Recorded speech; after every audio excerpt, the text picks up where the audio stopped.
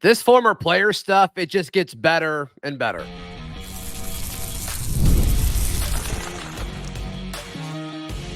You are Locked On Auburn, your daily podcast on the Auburn Tigers. Part of the Locked On Podcast Network, your team every day.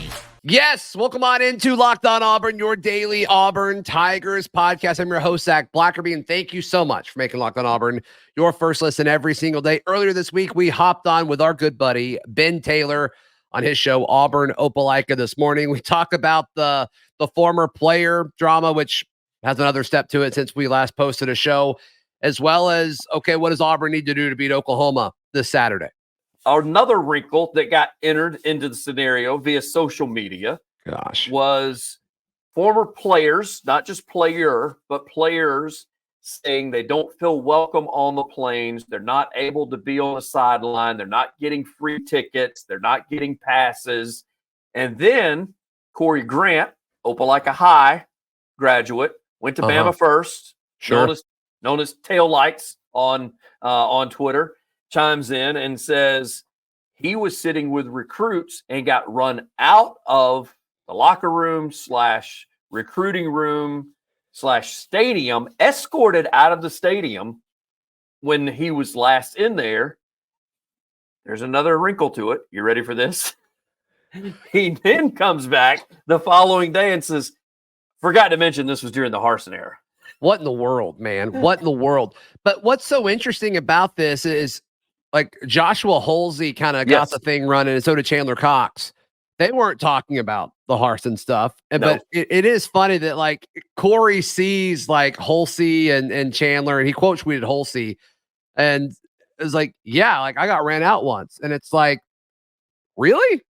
Yeah. Well, that doesn't sound right. Like, I want Corey Grant talking to my recruits, what's going on here? And then he's like, oh yeah, my bad. I totally misread the room. Like, right after, when this fan base is already like in full meltdown mode because you lost your second game of the season that you shouldn't have lost. And like, is that the time to really be doing that? I don't think so. But I love Corey. I don't think he meant anything by it. But no, I don't gracious, either. The timing was so bad. No, and that's the thing. You mentioned the word read the room. Okay, you're coming off a weekend where Hugh Freeze has been getting destroyed for quote unquote throwing players underneath the bus, along with coaches, even along with himself. Oh my! And goodness. then what do? You come in and you tweet out, "Hey, they ran me off from talking to recruits and escorted me out of the stadium."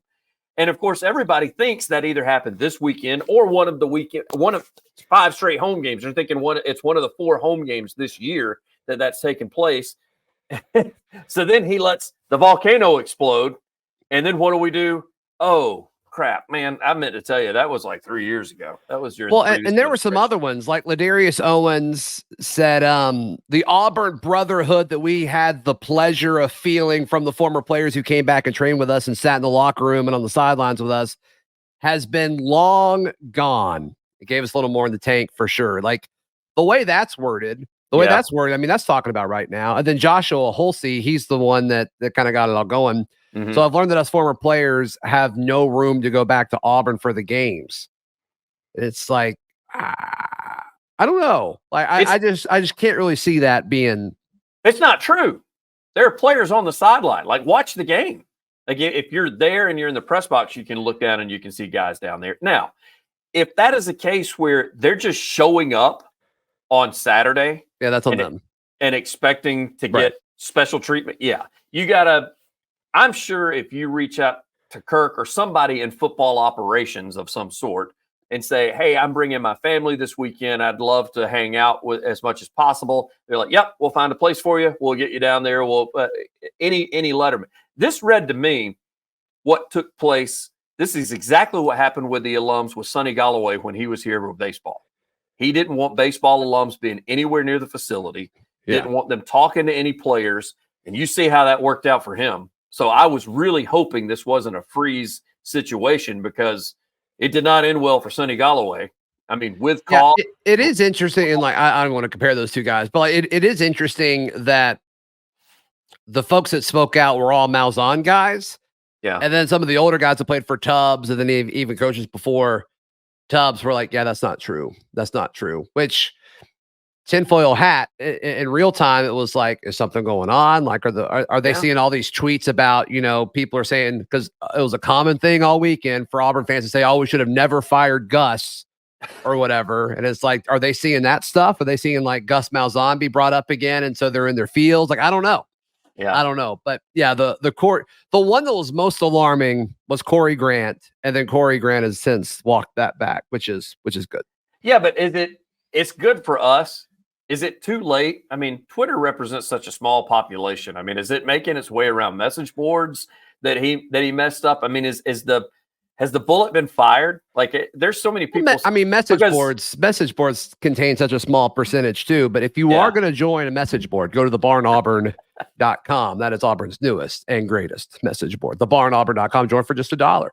I don't think this matters, Ben. Yeah, I don't think this matters because all that matters, and this weekend proved it, is if you win or not. No doubt.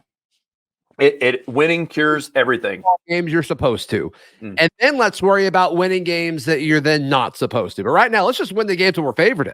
Let's just win that. I don't know how many more opportunities you're going to have to do that this year. You'll be favored against ULM, obviously, maybe Vandy, depending on how the season goes out. But let's just win the games that are winnable at this point. And a lot of this will take care of itself.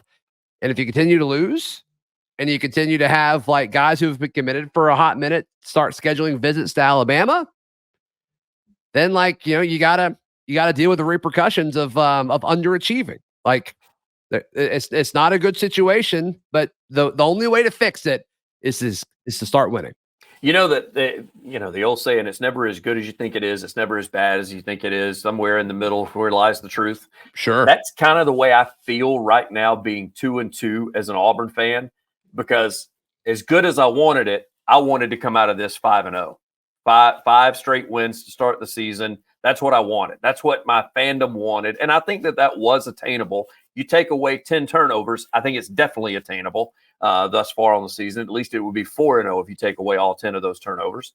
However, I thought at worst 2-3 or 3-2.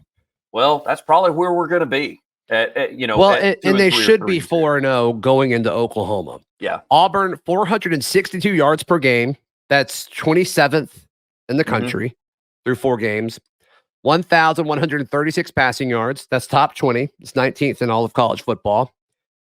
Just over 8 yards per play. 13 passing touchdowns. That's tied with Ole Miss for 5th in the country. 284 passing yards per game, 6.25 yards per carry. If you were told that going into the season, yes, everybody's screaming, oh my gosh, we're 4-0, we're favored against Oklahoma. Yep. The issue is you're turning it over at an alarming rate. If you can even fix that just a little bit, you can fix everything. Because a win against Oklahoma goes a long, long way this Saturday. Yeah, there's no doubt about it. So, somewhere lies the truth. You mentioned the turnovers. I mean, that was one thing that, I did want to talk to you a little bit about before we got out of here today. But first, we have to talk about something, right? Yes. Let's give some love to the people that deserve love. Ben, can you imagine just being exhausted? I'm exhausted right now. You're stranded in the desert, and you need something. Boy. You need something to just get you through the day. What are you going with? 5-hour energy. 5-hour energy. 5-hour energy. They come in a convenient, portable size. It's the perfect pick-me-up for getting stuff done and getting through the day. Watermelon, tropical burst, grape, berry, grape. Yes, the grape. If you go to 5hourenergy.com, this number 5hourenergy.com, you can get some 5-hour energy product today. Use our promo code Locked On CFB to receive 20% off your order. The offer is only valid till September 30th. You're running out of time, folks. Promo code Locked On CFB. Go to 5hourenergy.com today. Today's show is also brought to you by our friends at FanDuel. FanDuel is America's #1 sportsbook. Ben, Auburn is just a 2.5-point dog against Oklahoma. That is fishy as all get out to me. Oklahoma's got they've got a patchwork offensive line. They've got a freshman quarterback making their first start. So we'll see. We'll see. The over-under is 45.5, and I know that's kind of low. It just seems too high to me. I'm taking the under on that one. So you can get started at FanDuel. $200 in bonus bets guaranteed. All you have to do is place your first $5 bet. That's at FanDuel.com/LockedOn. The quarterback controversy isn't going away. Ben, you start Hank Brown. You switch him at halftime to Peyton. Peyton has a good second half. The way Freeze talked about the quarterbacks on Monday makes me think Peyton is kind of the favorite to start.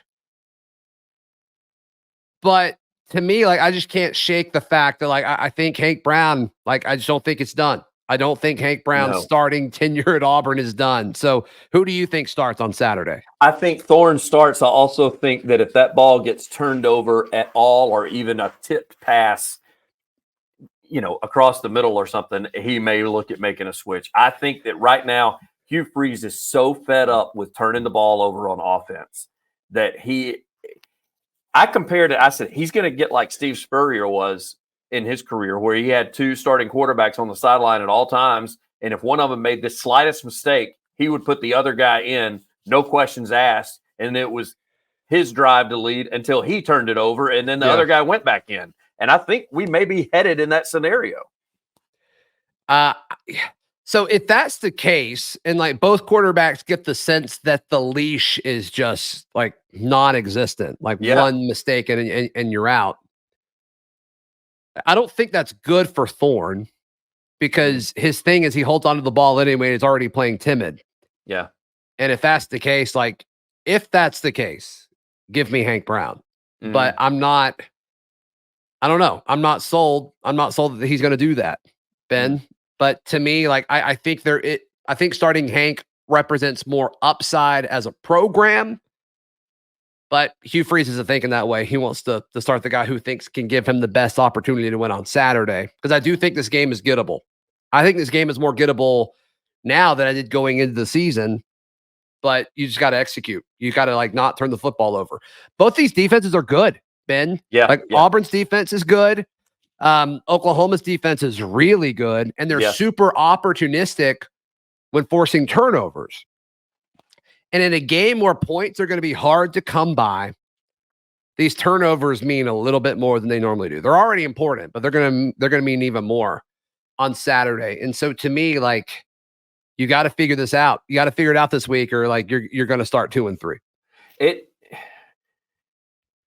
Do they implement a game plan where it is? I understand they talk about doing checkdowns, and they talk about making your reads and making your progressions. Do they take a look at film and see the plays that have got certain people open at certain times, and Freeze is like, hey, I know it's going to be open. We've set them up.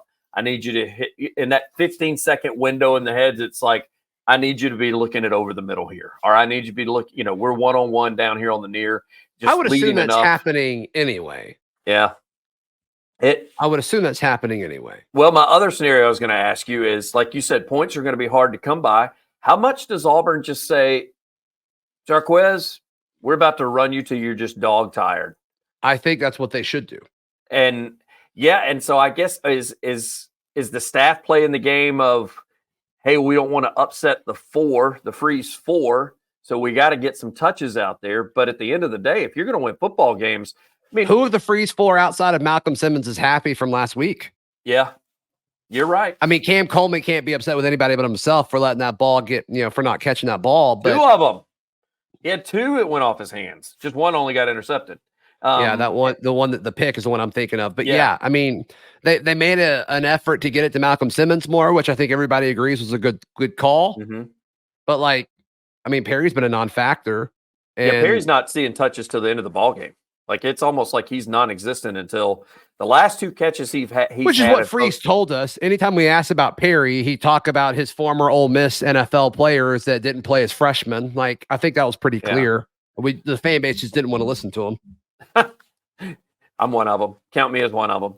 I was fully bought in. I told you I watched the YouTube video. I saw what it was like whenever, him growing up and Freeze showing up in the minivan. I think I texted you. I said, go watch this video. You got to see it. This guy's going to be all world at Auburn. And he's not right now. Well, he could be. He could be. Yes. I mean, was it AJ Brown that he talked about, or was it DK Metcalf? But a player that's kind of got a similar build. It's like, I mean, he was great, but he wasn't ready as a freshman. Like, that's what Hugh Freeze said over and over and over again. Yeah. And I asked Hank about him going into the season, and he's like, he's going to be great at Auburn for sure. But, he's coming along, at his own speed. And that's an interesting answer. That's an interesting thing to say. So, like, I don't think it says anything against Perry. This is just a guy who didn't go through spring, and it's a true freshman. And I mean, the fact of the matter is, like, when the ball gets into the hands of the receivers, like, they look great. Like, KLS is dynamic as all get out.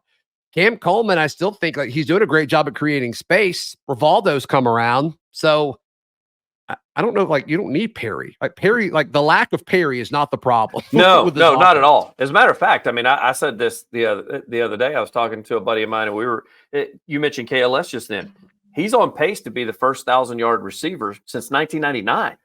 Yeah. I mean, that's something. I mean, if you told me you're going to have 1,000-yard receiver, like you ran those offensive numbers earlier, but yet you're only going to have 5 or 6 wins on the season, I'd say there's no way. There's no way. And that could very well happen if Auburn doesn't get things turned around. It could. And it so certainly could.